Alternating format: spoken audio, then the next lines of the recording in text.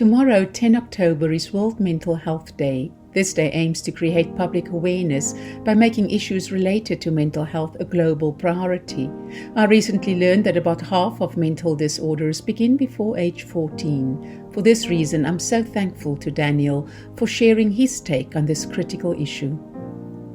My name is Daniel Burgers. I'm an aspiring writer suffering from an infuriating obsession, a quenchless thirst for knowledge, and thinking I'm smarter than I am. I do not have a doctorate, a degree, or even a grade in any of the subjects I write or speak about, making my opinions naturally flawed and unprofessional. What I do have is my own experience with mental health and receiving bad advice on what to do with said mental health. If you need help regarding your own mental health, please contact a professional and do not take my words as gospel. The Ape and the Cross. On a mountain of denial within a cave of darkness sits a two-headed ape who stares at shadows.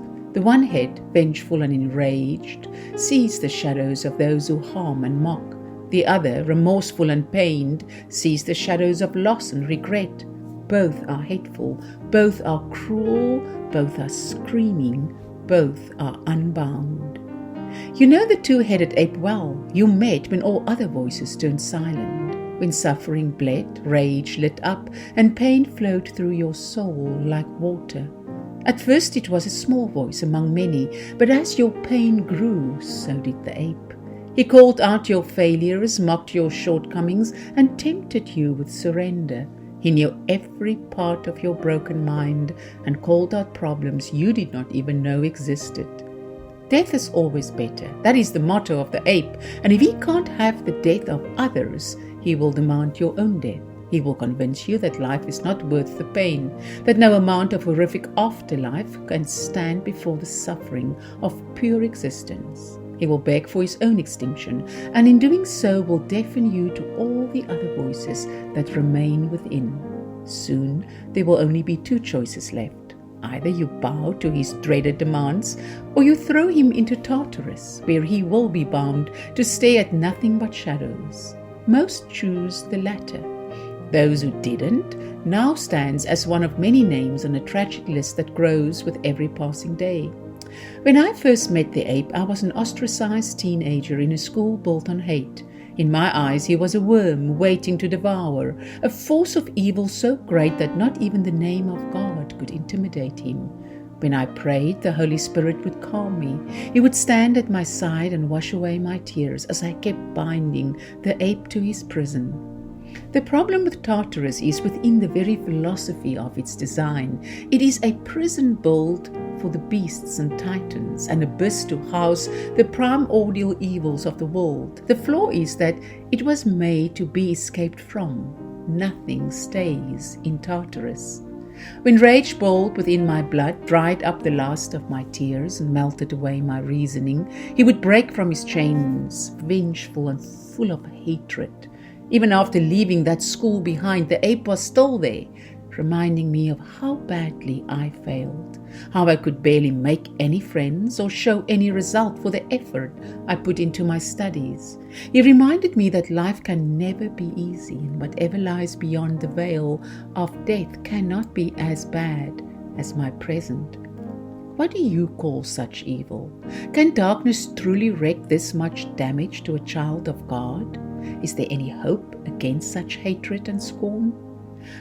Carl Gustav Jung wrote, "The shadow that hidden, repressed for the most part, inferior and guilt-laden personality whose ultimate ramifications reach back into the realm of our animal ancestors." I'm not sure if the ape and the shadow are the same. If I'm honest, I don't feel I know enough about Jung's philosophy to claim the two-headed ape part or separate from the shadow. All I know is that reading up on this theory revealed a far greater meaning behind the ape, a sort of hope to the inevitable darkness I kept finding myself in. The ape is not the devil. He's not a demon that whispers in your ear or some primordial sin that corrupts your heart. He is not against God, nor is he evil in the sense we think he is. In fact, despite what he claims, the ape might be the last shred of self-love you have left. He worries over your safety and dreads the pain you share. He wants life to make sense, even when chaos is within his very nature. He does not want to be alone. He does not want to be hurt. He's not a monster. He's not even an ape. He's a child, abused by the world, who never grew up. Like a child, he is petty, sensitive to the core, and overreactionary in all he does. He begs for his pain to end through death, but like a child, he does not understand what death truly means. To the two-headed ape, there is no finality. He believes that death is nothing but a reset, a new sunrise to a terrible day, and how can you blame him? After all, he never got to grow up. You can keep chaining the ape in Tartarus, but know this, the ape cannot and will not stand separation.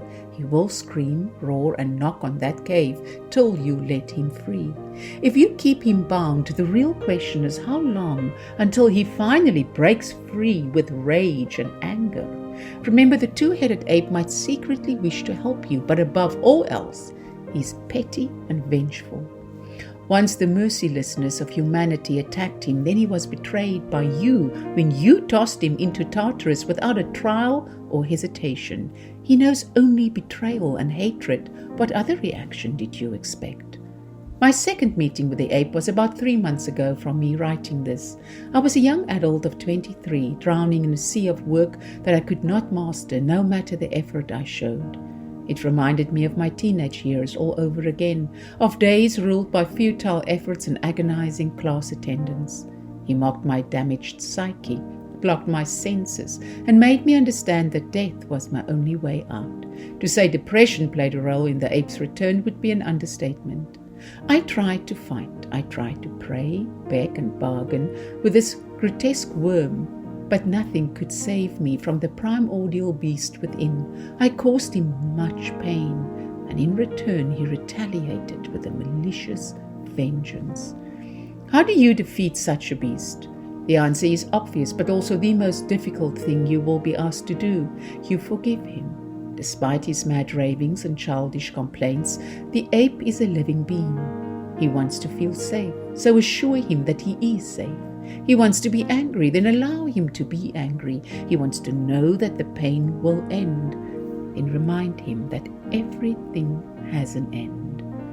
Despite the pain, the anger, and the self-hatred, you are a child of God, a beloved of his children, and bought by the blood of Christ. You have 2 great commandments to fulfill, each as important as the last. The one, love the Lord your God with all your heart and with all your soul and with all your mind and with all your strength.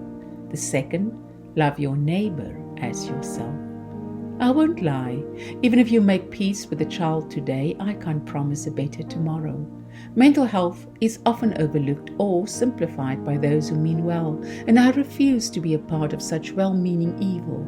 Even as I write this, I can feel the child losing his patience, forgetting his worth, and seeing only darkness.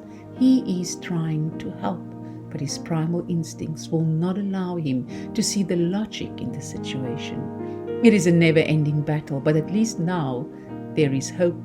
There is love where once was hatred, forgiveness instead of vengeance, some hope in this otherwise dark reality we find ourselves in.